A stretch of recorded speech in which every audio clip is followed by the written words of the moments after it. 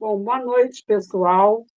É, Continuando, né, o nosso curso sobre etarismo, né? Na primeira parte do nosso curso, né, eu falei a respeito do etarismo, mas pelo viés, né, da maneira como ele se estabeleceu como fenômeno social e psíquico, né? Agora, né, nós vamos nos aprofundar mais, né, numa das suas raízes fundamentais, que é o narcisismo contemporâneo.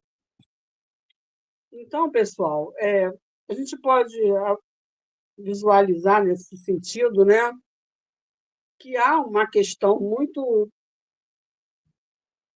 complexa, né, na nossa sociedade, quando a gente, em geral, a sociedade ela valoriza, né, a juventude. Mas isso não é só apenas uma preferência estética ou cultural. É o que a gente pode chamar aqui de imperativo simbólico, né?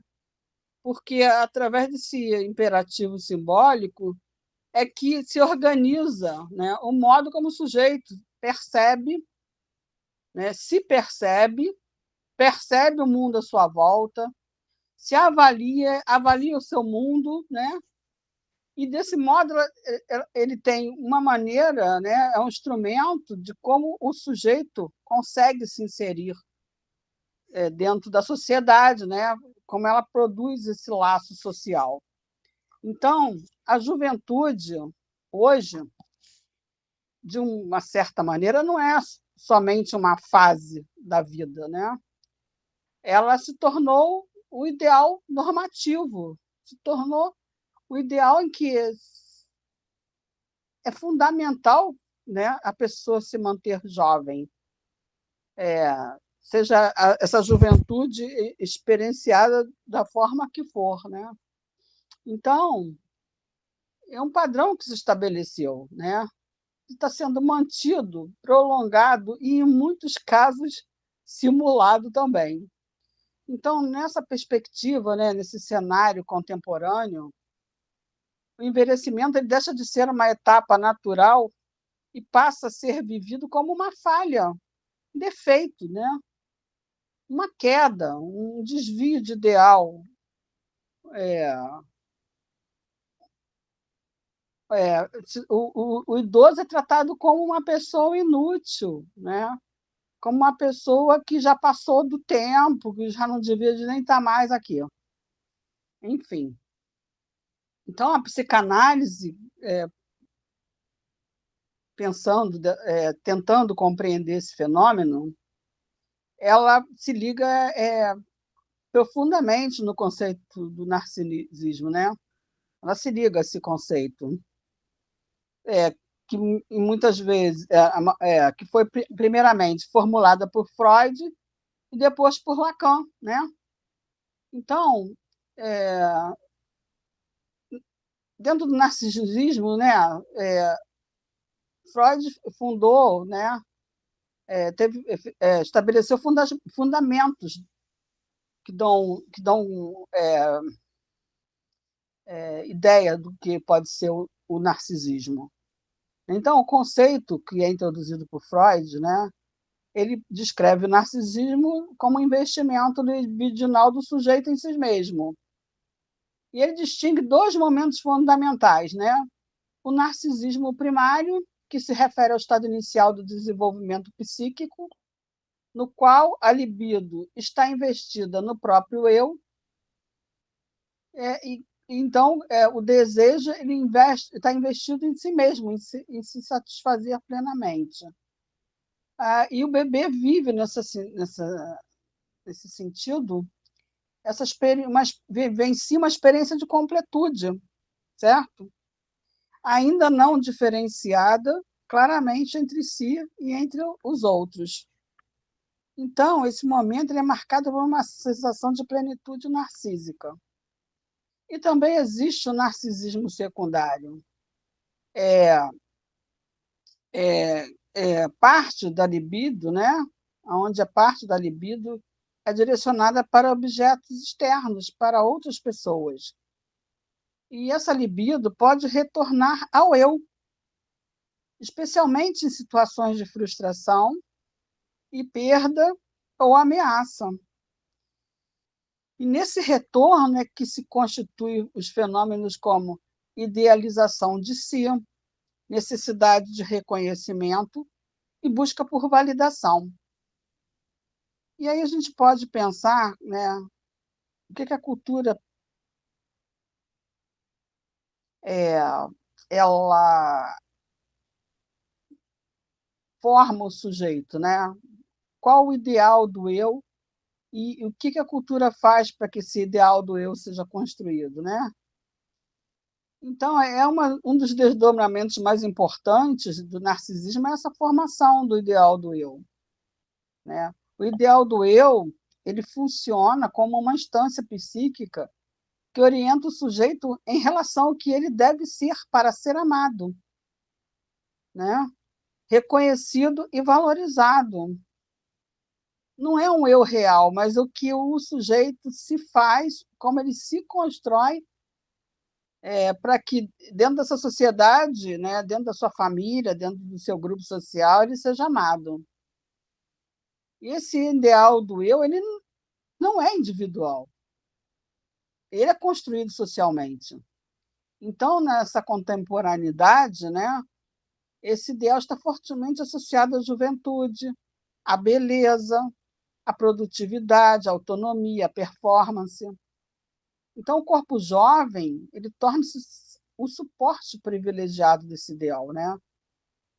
O que é ideal? Tanto que a gente vê que o corpo ele na nossa sociedade as pessoas são estimuladas a manterem o corpo jovem, saudável, fisicamente disposto, né? A pessoa tem que estar bem. E quando vai aparecendo as rugas, ou uma gordurinha aqui, ou uma estria ali, ou seja lá o que for, né? Qualquer coisa que não valorize o corpo, a valorização do corpo é muito importante no nosso tempo, que as pessoas acabam apelando para vários, vários modos de manter a juventude, né? Com cosméticos, cremes, com cirurgias plásticas, com fisiculturismo, com é, pilates e tantas outras atividades físicas, né? Então, então a gente tem essa cultura da imagem através do corpo ideal, né? Então, a intensificação que a gente encontra no nosso tempo, ela está diretamente relacionada na centralidade dessa imagem que a gente passa aos outros. A imagem é super explorada nesse sentido, né? Porque a nossa cultura, né, ela é marcada por exposição constante. As pessoas querem estarem nas redes sociais, muitas fotos, muita gente quer ser youtuber, quer ser influenciador digital, influencer, né? Então, existe essa valorização da aparência, né? Como uma lógica própria de um espetáculo mesmo, né? E, nesse contexto, o corpo deixa de ser apenas um organismo biológico, né? O ser passa a ser um objeto de investimento simbólico e estético. Você já não é uma pessoa que vive uma vida plena, que você tenta viver uma vida plena a partir de si mesmo, mas principalmente para essa exposição que a gente está vivendo nesse mundo digital. Então, o envelhecimento ele não afeta apenas o corpo, ele afeta a posição do sujeito no campo do olhar do outro, né? Nós estamos vendo aí também muitas, vamos dizer assim, não é bem revolta, mas estamos vendo reações, né, reações contra o etarismo. Quantos artistas nós estamos vendo hoje, as artistas principalmente, né, as mulheres, as atrizes, deixarem seus cabelos brancos, assumirem a sua idade. Ou, por outro lado, mostrar que a idade não é empecilho para nada. Do tipo, posso ter um filho aos 55, aos 50, ou quem sabe aos 60 anos. Então, essa busca pela validação, né, por estar vivo, por querer estar sendo valorizado, né, como sujeito, o ser humano ele acaba por tentar valorizar, ou seja, o modo de como envelhece, ou mostrar que a velhice não é empecilho para coisa alguma.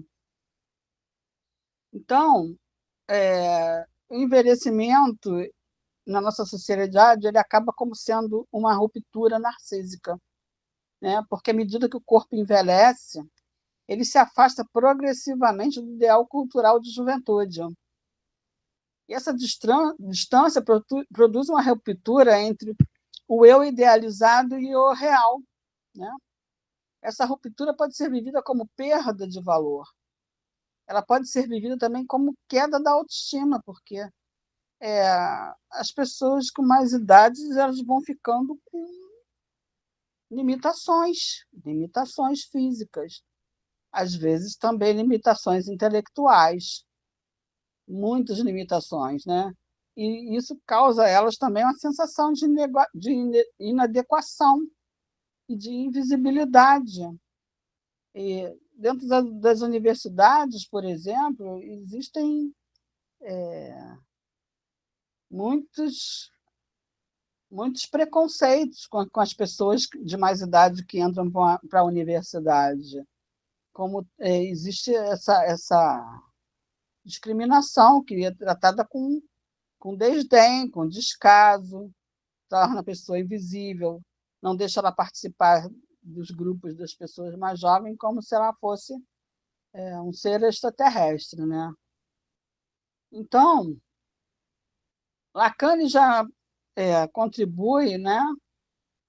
A gente aprofunda essa questão, né? Quando a gente recorre à teoria de Lacan, quando a gente pensa no conceito do estádio do espelho. Então, como Lacan demonstra isso, né? Ele descreve o momento em que a criança se reconhece no espelho como uma etapa fundamental da constituição do eu, porque ele se reconhece como um indivíduo, né? Como um ser à parte, como ele não se reconhecia antes, porque ele se sentia uma extensão da própria mãe. E, nesse momento, o sujeito se identifica, né, com uma imagem unificada e coerente de si mesmo. Essa imagem, no entanto, ela acaba sendo ilusória, porque ela mascara a fragmentação interna, né, e psíquica do sujeito. Então, o que a gente pode falar dessa questão do envelhecimento e da imagem? Como Lacan descreve, né? O olhar de si mesmo. Envelhecimento, então, ele pode ser compreendido como um abalo dessa imagem, dessa imagem unificada e coerente. Né? O corpo envelhecido ele deixa de corresponder à imagem idealizada e passa a produzir, né, estranhamento diante do próprio corpo, a sensação da perda da identidade, dificuldade de reconhecimento de si. Né? O sujeito passa a se olhar no espelho e dizer quem é essa velha ou esse... Não, nem vamos falar que velha é feio, né? Falar isso. Quem é esse idoso, essa idosa que está aí? Né? Porque se a gente falar desse sentido, velho é trapo, né? Então, a gente não... politicamente correto, não é legal falar em velho como muita gente fala, né? A gente já tem esse modo estranho de tratar. É uma coisa que a gente tem que se policiar. Então, o olhar do outro, né, existe. E nessa teoria lacaniana, o sujeito se constitui a partir desse olhar, né? Significa que a forma como o indivíduo se percebe está profundamente ligada à forma como ele é visto socialmente. Em uma cultura que valoriza a juventude, o envelhecimento pode implicar em várias questões, né? Na perda da visibilidade, na redução do reconhecimento. Todo ser humano ele é um ser desejante, né? Segundo Lacan, em busca de reconhecimento. E existe, de uma certa forma, uma exclusão simbólica. O sujeito passa a sentir que deixou de ocupar um lugar no campo do desejo do outro, né? Existe a questão da sexualidade nisso também, né? A pessoa se olhando no espelho e vai se achando menos atraente, né? Deixa de fazer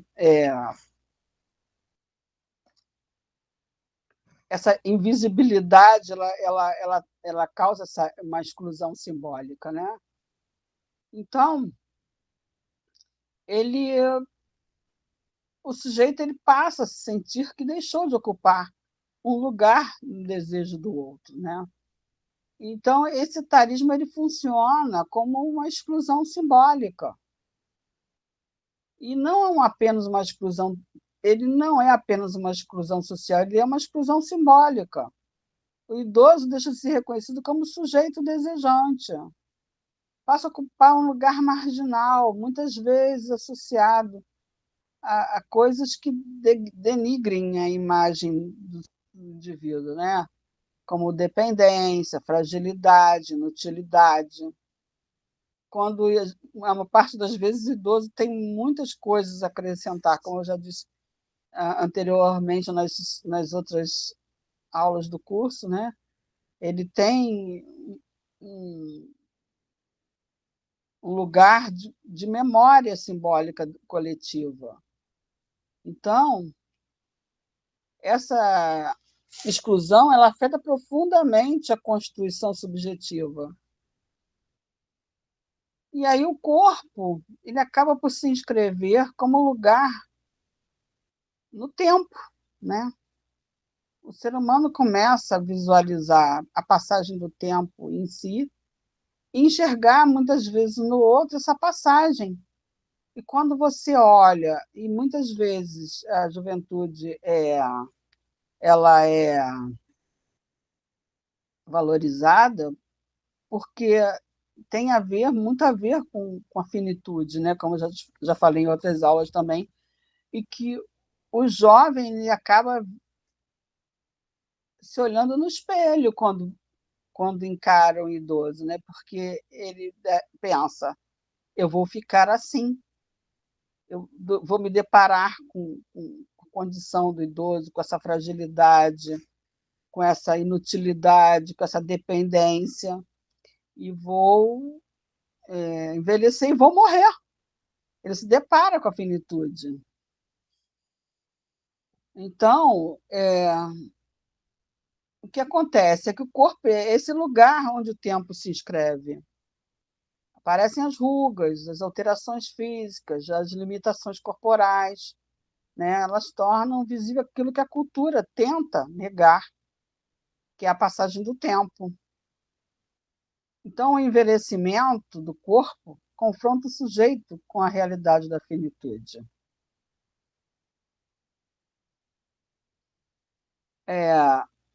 E aí a cultura tem como princípio negar, né? Existe essa negação cultural do envelhecimento. A cultura ela procurou desenvolver, né, diversas estratégias para negar esse envelhecimento, como essas cirurgias estéticas, né, cirurgias plásticas, botox, harmonização facial, tantas outras coisas peeling, tantas coisas, tantos procedimentos estéticos que as pessoas fazem para não envelhecer, né? Como esses procedimentos, como peeling, que são procedimentos dermatológicos.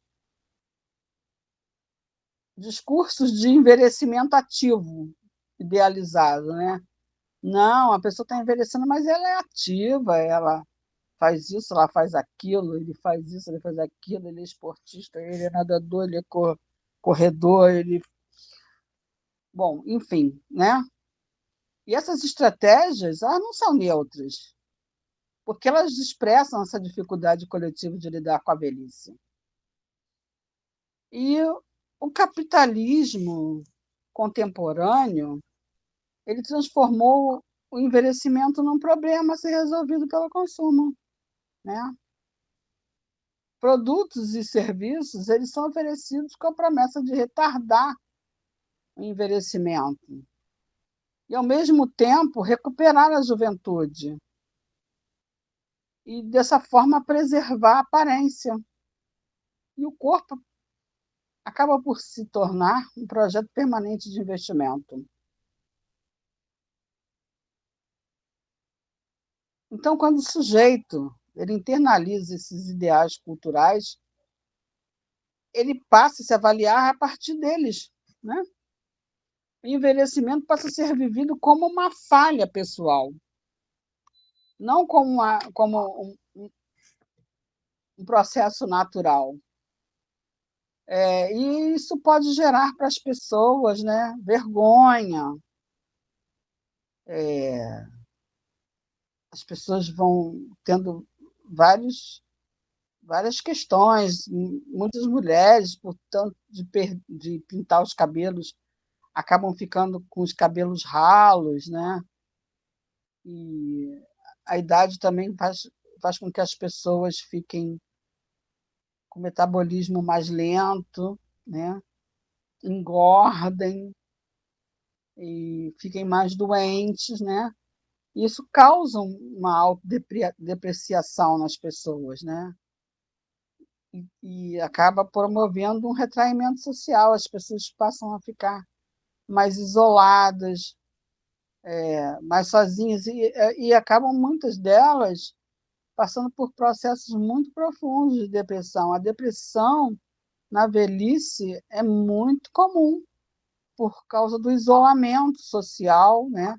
Desse retraimento das pessoas se afastarem, delas não quererem se deparar com o tempo, né?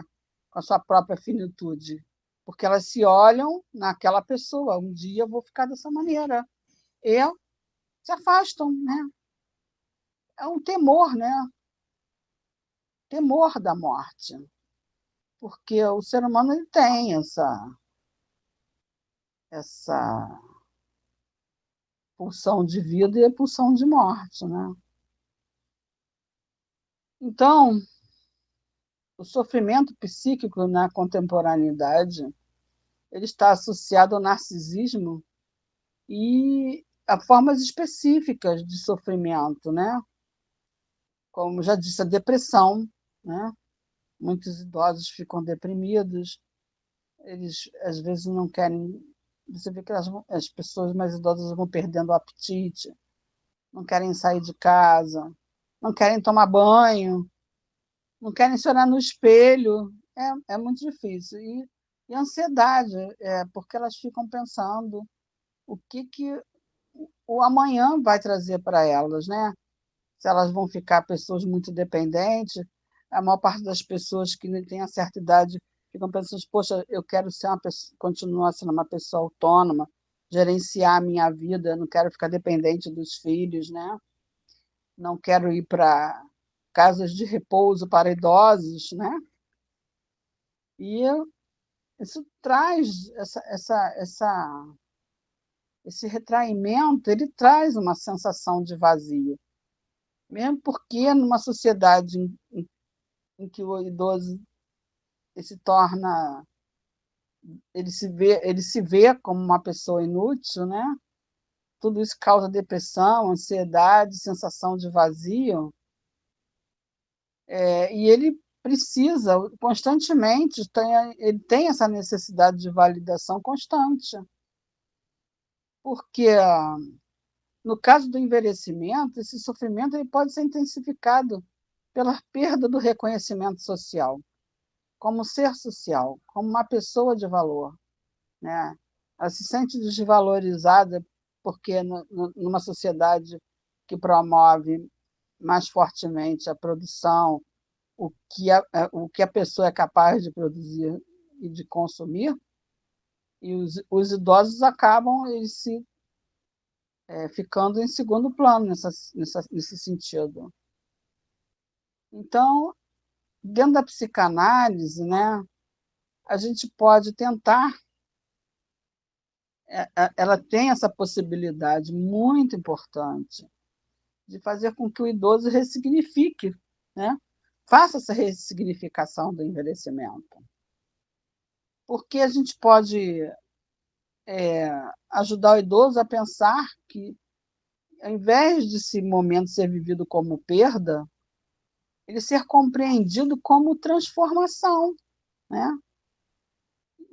Fazer uma nova elaboração do que é ser idoso, né?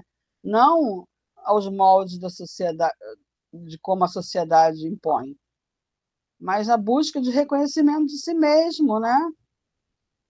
E se integrar, né? Fazer uma integração da sua história de vida, que é muito importante, muito importante. A história de cada um de nós é muito importante. Nós temos sempre coisas importantes que se fez na vida, que se viveu, a experiência de uma pessoa idosa que viveu muitas coisas da história, da sociedade, da política, da cultura da sua época, é importante como testemunha viva, né, da trajetória humana. Então, para além desse ideal narcísico, né, a análise ela permite ao sujeito deslocar-se do ideal narcísico imposto pela cultura. Esse deslocamento ele envolve uma série de reconhecimentos, né? Reconhecer a própria singularidade. Cada sujeito é único e tem sua importância dentro do contexto histórico, social, familiar, político, né? E visualizar e aceitar a própria incompletude, que todo ser humano sente, né? Por qual todo ser humano passa essa sensação de incompletude. A gente precisa fazer com que ele aceite, né? A psicanálise ela auxilia, orienta e ajuda com as suas ferramentas, né? Com os seus instrumentos, com as suas teorias e com as suas práticas, ajudar o idoso a aceitar essa incompletude. E ajuda também a sustentar a falta, né? E aqui a gente volta a Lacan, uma ideia central de Lacan, né? Que é a falta. E, nesse sentido, sustentar a falta, a gente precisa fazer, como psicanalista, né? Fazer com que o seu paciente sustente a falta, sem tentar preenchê-la com o outro ou com ideais ilusórios. E aí o envelhecimento pode, paradoxalmente, favorecer esse movimento. E a gente precisa fazer desse envelhecimento que ele seja vivido, experienciado, né?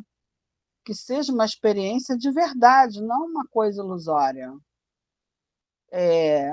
de ideais ilusórios, né? Que enquanto a juventude está frequentemente associada à ilusão de completude, o envelhecimento pode aproximar o sujeito de uma experiência mais realista de si, de se reconhecer melhor, de se conhecer melhor, de ser mais autêntico, de não tentar agradar os outros e tentar encontrar si próprio, né? Então, ele implica no reconhecimento dos limites. Mesmo quando somos jovens, temos dificuldades, temos limites, e com o envelhecimento, esses limites se ampliam um pouco, e a gente precisa reconhecer esses limites e aceitá-los com dignidade. E se ter esse confronto com a finitude, né? entender que chegamos aqui e aqui não ficaremos, né? Chegaremos a um momento em que a gente vai partir desse mundo, né?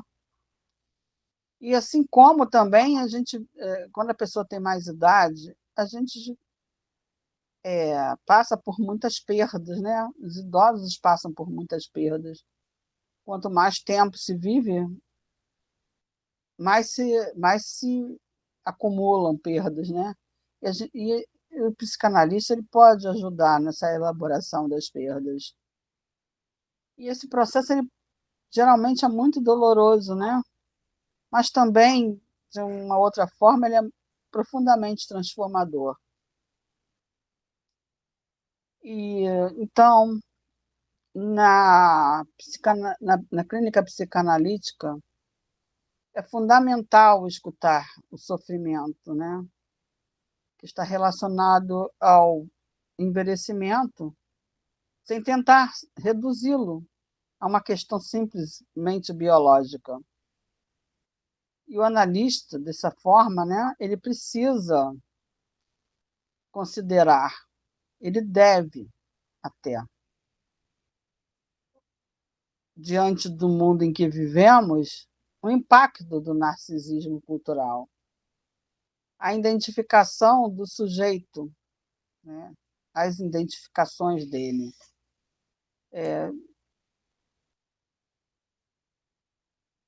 Com que ele que ele experienciou e vivenciou, como se formou, como se constituiu como sujeito e qual identificações ele tem em relação ao mundo em que vive. E as perdas simbólicas envolvidas, porque isso também deriva de muita questão relacionadas ao poder, que quando o ser humano é um ser político. E desse modo,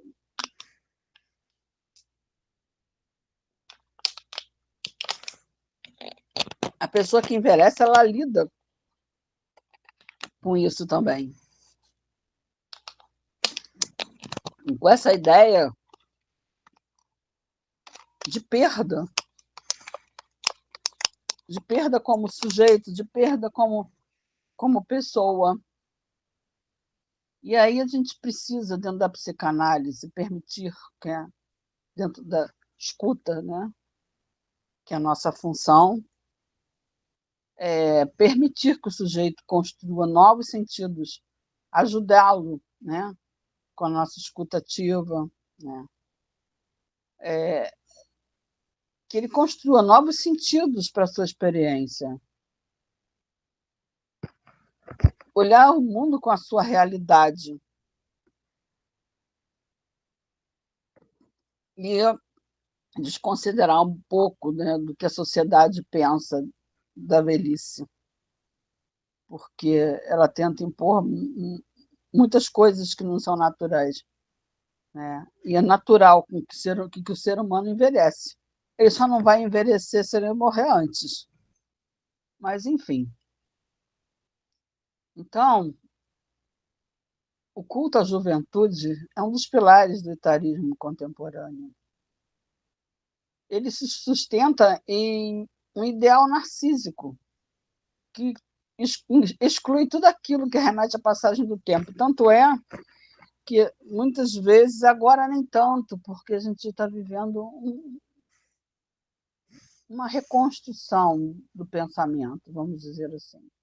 Mas quando se falava em museu, nossa, falar com museu com adolescente era uma coisa absurda.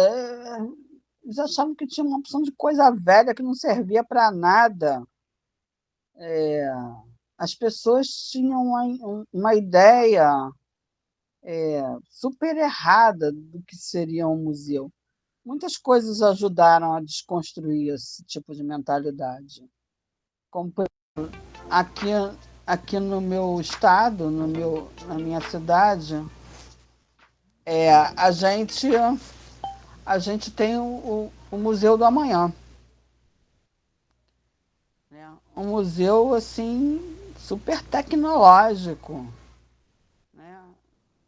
com uma construção arquitetônica futurística. Então, esse tipo de modificação de mentalidade, de construção arquitetônica e de modos operantes de se mostrar o museu, também tem. Aqui nós temos museus impressionantes que, nossa, eles fazem em que o adolescente, o jovem e qualquer pessoa de qualquer idade, ela reconstrua seu modo de olhar no museu. Experiências maravilhosas, mágicas que se tem aqui no Museu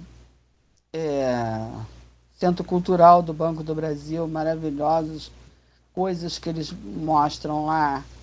No Museu de Arte do Rio também, fantástico. São coisas muito boas, né? Mas eu tinha essa ideia de que o museu era uma coisa para velho, e também como a ópera e tantas outras coisas. E está se reconstruindo tudo isso com um novo olhar, uma nova maneira de encarar isso. Existem óperas modernas, óperas que demonstram outro tipo de visão com relação às coisas que se colocavam como só elitista, né? Nós temos o Museu do Folclore aqui, que é muito bacana, que inclusive tem pichação, um, um mural de pichação. Uma pichação, mas não é pichação dessa. É como uma pintura na parede, bacana, bem feita. E muito bonito. E a gente está encampando coisas, né?